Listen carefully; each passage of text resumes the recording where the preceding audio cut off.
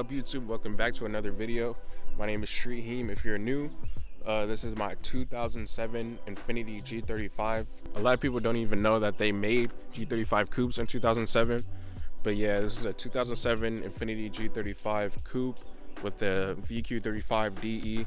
This is a pretty popular car in the car community just because it is really cheap, and sometimes they have a bad name for these going on for them. But in today's video, I'm going to be going over if it is worth buying a Infiniti G35 in 2023. I'm like out in the middle of nowhere, so if y'all hear noise in the background, that's why. And just a little rundown for y'all. It is pretty much full bolt-on. It has like intakes, exhaust, plenum spacer, all of that stuff. Wheels. I just recently got their wheels put on like last month or something like that. Pretty shiny. I ain't gonna lie. It is dirty, but it still looks good.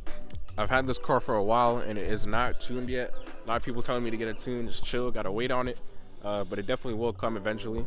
I really love this car and I'm never gonna sell it, so that's one of the reasons why I'm making this video for other people who are thinking about purchasing this car.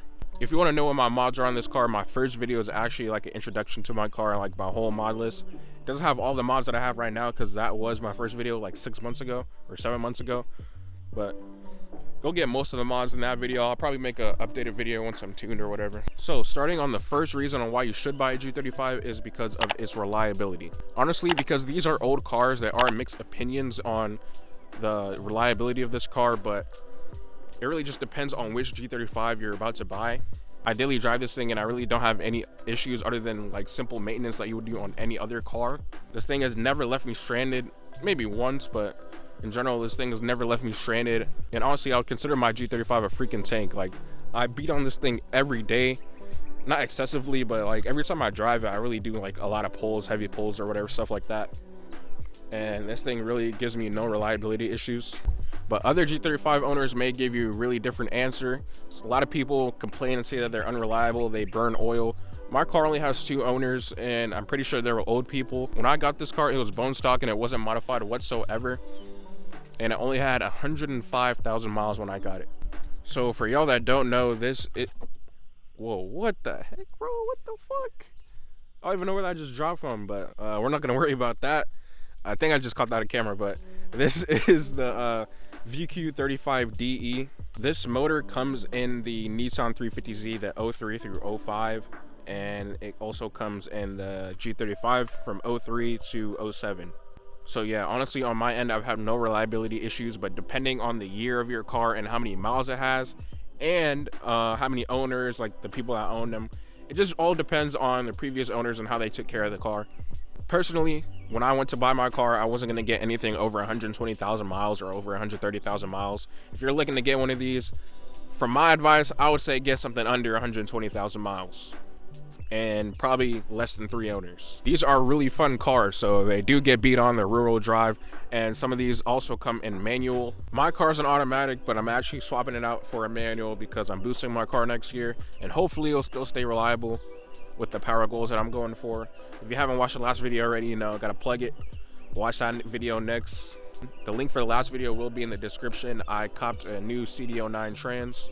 The second reason on why I think you should get a G35 in 2023 is going to be because of the aftermarket support for these cars. The G35 and the 350Z are really cheap to modify. I mean, like, there's expensive parts, but you can modify these for really cheap if you're on a budget, which most of the people are for these cars because I've seen some crazy, goofy builds, but yeah, they're really cheap to modify. There's hella different websites, and you can reach out to other owners on tips and tricks for mods and stuff like that. There's a lot of different websites that sell quality parts like Z1 Motorsports, Concept Z Performance. I like those websites, and Injuku Racing. And a lot of people build their cars with eBay parts, but I don't know. I've got some parts from eBay. They're not like eBay brand, but I got like an ISR exhaust on eBay for $200 cheaper. So a tip I'm gonna give y'all is to also look for your part on eBay, because 60% of the time you can find that same part on eBay for cheaper. Like my ISR exhaust, I'm pretty sure those go for like $500 something. I got that for like $300 brand new on eBay. Z1 is also a good website. They sell like a lot of performance parts that you would need, and they also sell OEM parts. They really got everything like performance wise that you would need for your VQ. They got camshafts, they got rebuild kits for your motor, as well as Concept Z Performance. They sell a lot of good performance stuff. I've copped from that website as well. Now moving on to the third reason on why I think it's worth buying this car is going to be the luxury. My car is pretty dirty right now, don't mind that, but This is pretty nice for a car made in the early 2000s. In today's standards, this isn't the most luxurious car. I know it got the door cards and everything, so it's not like 100% review that I can show y'all, but for what it is in the year, this is really nice in my opinion, compared to like other cars that are made in the same year or even cars before that. These seats are like fully electric, other than this, which you use to put the seat down to get passengers in the back. But yeah, we got electric buttons right here and everything, and it's also heated. I wish I had my old door cards in for just this part of the video, but yeah, the door cards were nice and everything like that. The steering wheel is still like in perfect condition, and the center console is pretty clean. I'd be really happy if I had this car back in 2007. For y'all that are new to my channel, my car is gutted in the back. I wish I had my back seats in to show y'all how luxurious this car really was. Now, I drive cars every day that are made around the same year as this car, and I can say that Infiniti did a pretty good job with their interior. And personally, this doesn't really feel like an old car to me. I drive Toyotas, and to be honest, one reason why I don't like Toyotas is because of their interiors are like so outdated. I know they're reliable and everything like that, but when I get a car, I want the interior to be pretty nice. That's what like keeps me going. But the next reason on why I think it is worth buying a G35 in 2023 is going to be because of the looks of the car.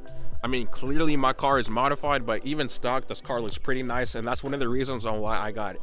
Like I said earlier, the aftermarket support for this car is really broad, and it's not really that expensive. It's kind of cheap. So there's like a lot of different looks you can go for with this car, like a street build or like a drift build. It really doesn't matter. You can make this thing look really good. Originally, when I first got this car, I was gonna go with a stance look because I was into that type of stuff until I got my coilovers and I had this thing slammed. Honestly, I really don't like stance. I mean, it looks nice, but that's not something I would build anymore because it's really like undrivable. When I first put my coils on, I had the bumper. This part was literally on the ground, and it's like, if you have your car stance, it's like, it looks cool, but you're driving around just fucking your car up, stuff that you paid for. So I know I fuck with it, but I just wouldn't do it. I like the kind of flush and track fitment that I have. I still gotta lower the car a bit in the rear and dial in the fitment, but yeah, this is what I'm rocking with. Don't get me wrong though, I do mess with the stance builds, especially on IG. I follow some. If I were to make my car a stance car, it would have been really fire, but I got gapped one time and I just wanted to make my car faster ever since, and that's actually gonna get into my next point. Those were my reasons on why I think you should get a G35 in 2023. It's still worth it. There's a lot of good reasons I probably missed out, but I'm gonna get into the one and only reason on why I think it's not worth getting a G35 in 2023. So I mentioned how it's like a luxurious car, and it was pretty fast back then. 300, or it's like 278 horsepower for the automatics and 298 horsepower for the manuals, but basically 300 horsepower. It's 2023, and 300 horsepower really isn't cutting it anymore. It is slow. 300 horsepower in a Civic is gonna be pretty damn fast because they are lightweight, but this car is kind of heavy. It is 3,500 pounds stock. You can gut it, do whatever you want. I mean, it just takes money to make a car fast, but yeah, this car is pretty goddamn slow. I've had my fair share of races. This car is slower than a VHR, which is like a 370Z. Even if you're full bolt-on with this car, full bolt-on tune E85, you're still gonna be slower than a stock VHR.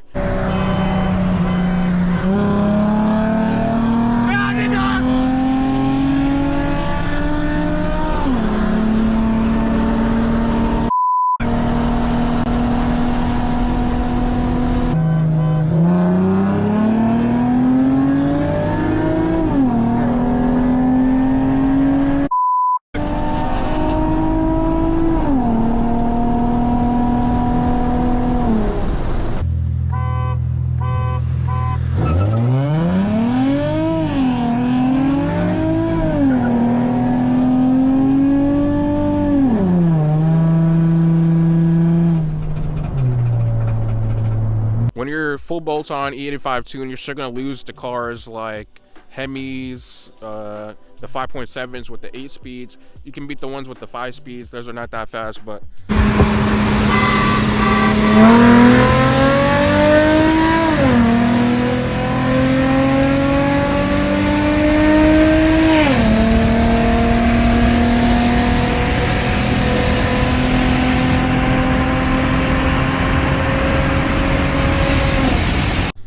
I don't know, man. It's really up to you. If you don't mind, then go for it. But if you want to get this car to make it fast, I would just recommend boosting the car. Even though they can't really handle that much, I've seen people push like 500 horsepower, 500 wheel horsepower reliably. People say that they blow up over 400 torque, but that's really just up to your tuner and how you take care of your car, and what I was saying earlier about the reliability and how your previous owner took care of the car. This car was fast for me when I first got it. It was a blast. This is my first car, for those of y'all don't know, but I'm way too used to the speed now, so I'm just gonna go boost the car. I'm full bolt-ons. I mean, it made a difference, but it's still not cutting it. I think this car is making probably like 300 crank untuned, and that's full bolt-on. They come with like, this one comes with 278 stock, so it's really not much of a difference. You'll have a blast with this car full bolt-ons, especially when it's tuned and you're shooting flames and stuff, but when you go out to race people, you're gonna lose a lot of races most likely, and it's just not gonna be fun losing races. So I don't know, I just say boost the car and keep it reliable. You can go for forged internals or whatever. That's what I'm doing next year. I'm gonna have a custom kit fabricated, because these turbo kits for these cars are low-key expensive. That is one thing that's kind of really expensive for these cars, is the turbo kits. But that is pretty much it for this video. I think that the reasons on why you should get it outweigh the reasons on why you shouldn't get this car. The prices for these are going up. I bought this car for like $8,500. In my area, they're pretty rare. You don't see these on the road that often. I probably see these on the road maybe once every month where I live. It was really hard to find this car unmolested with low miles. I got pretty lucky, but I'm happy I got it. That's it for this video. If I miss anything, leave it down in the comment section for other people to read. But yeah, make sure you guys subscribe, like, turn on the post notification bell, and I'll see y'all in the next video.